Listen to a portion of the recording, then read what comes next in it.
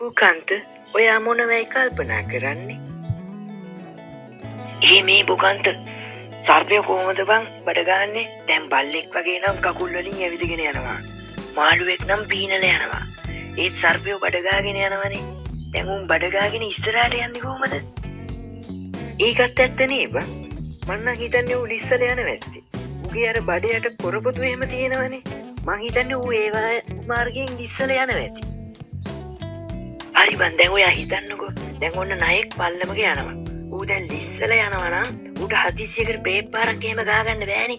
පල්ලම දිගටම ලිස්සල යයිනේ. ඒකත් ඇත්ත නේ බං. අන්න සමන්තිනවා මේ පැත්තට. අපි උගෙන්වත් අහලා බලමු. හලෝ මගේ රත්තරන් යාළුවනේ කොහොමද?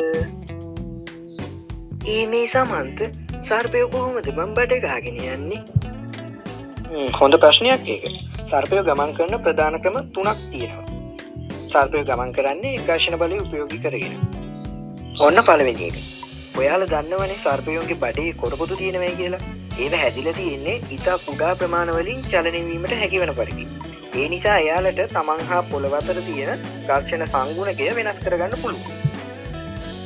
ඔයාලා දැකලා තියෙනවනේ සර්පයෝ S හැඩයට ගමන් කරනවා. එයාලා ගමන් කරද්දී එයාලගේ මුළු ශරීරයම එකවර චලනය වෙන්නේ නැහැ. ඉතින්ලා එයාලගේ ශරීරයේ ඉදිරිපස කොටස S හැඩයට තියාගන්නවා. එමගින් එයාලට ලබා ගන්න පුළුවන් ඝර්ෂණ බලය උපයෝගී කරගෙන ශරීරයේ ඉදිරිපස කොටස ඉදිරියට ගමන් කරනවා. ඊට පස්සේ ශරීරයේ ඉදිරිපස කොටස S හැඩයට තියාගෙන එමගින් ලබා ගන්නා ඝර්ෂණ බලය උපයෝගී කරගෙන ශරීරයේ පිටුපස කොටස ඉදිරියට ගමන් කරනවා. මේ විදිහට තමයි සර්පයෝ ගමන් කරන්නේ. මේක තමයි පළවෙනි ක්‍රමය. මෙහිදී ක්‍රියාත්මක වෙන්නේ නිව්ටන්ගේ 3 වෙනි නියමය. සෑම ක්‍රියාවකටම විශාලත්වයෙන් සමාන වූ දිශාවෙන් ප්‍රතිවිරුද්ධ වූ ප්‍රතික්‍රියාවක් ඇත. සර්පය තමන්ගේ ශරීරය මගින් පොළව පිටුපසට තල්ලු කරන්න පොඩි බලයක් පිටුපසට ලබා දෙනවා. ඊට පස්සේ පොළව මගින් සර්පයා මත ඉදිරියට ප්‍රතික්‍රියා බලයක් ලබා දෙනවා. එන්න එහෙම තමයි සර්පයා තමන්ට ගමන් කිරීමට අවශ්‍ය වන ප්‍රකාශන බලය ලබා ගන්න. මේ වීඩියෝ එක බලන්නකෝ එතකොට එයාලට මේක තේරෙවි. ඉස්සෙල්ලා එයාගේ ශරීරයේ ඉදිරිපස කොටස S හැඩයට තියාගෙන ඊට පස්සේ එමගින් ලබා ගන්න ඝර්ෂණ බලය උපයෝගී කරගෙන බලන්නකෝ මේ පිටුපස කොටස ඉදිරියට ඇදලා ගන්න හැටි. ඒ වගේම මෙයාලා දැන් ගමන් කරන මාර්ගයේ ගලක් වැනි දෙයක් හමු වුණොත් මෙයාලා ඒ ගල මත පොඩි බලයක් යොදනවා. එමගින් ලැබෙන ප්‍රතික්‍රියා බලය උපයෝගී කරගෙන මේ සර්පය ඉදිරියට ගමන් කරනවා. බලන්නකෝ මේ වීඩියෝ එක. එතකොට ඔයාට ඒක තේරෙයි.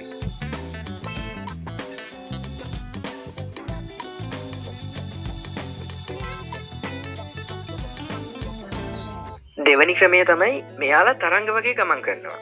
ඔයාලා පොඩි කාලේ කරලා ඇති අර ලණුවක් එක් කෙඩවලක් මේ එක තැනක ගෙට ගහලා අනිත් කෙඩවල අතට අරගෙන දෙපසට හොලවල තියෙනවනේ. ඊට පස්සේ හරියට නිකන් අර වතුර වල දිය රැලි ඇති වෙනවා වගේ ලණුව අර චලනය වෙනවා. ඔයා දැකලා තිනේ.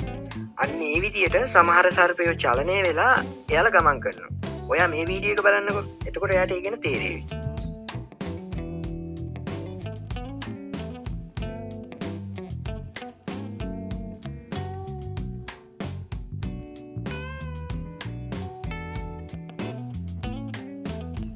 තුන්වෙනි ක්‍රමය තමයි මේක. මම අර ඉස්සෙල්ලා කිව්වනේ මෙයාලට කොරපොතු දිනවා.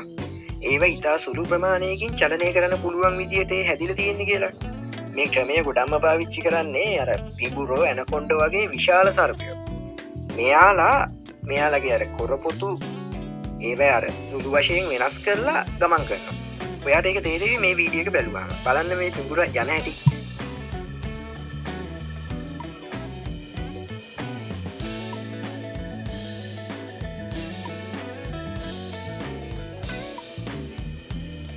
සමහර සර්පයන්ගේ මේ ක්‍රියාවලිය ඉතාමත් වේගෙන් වෙනවා.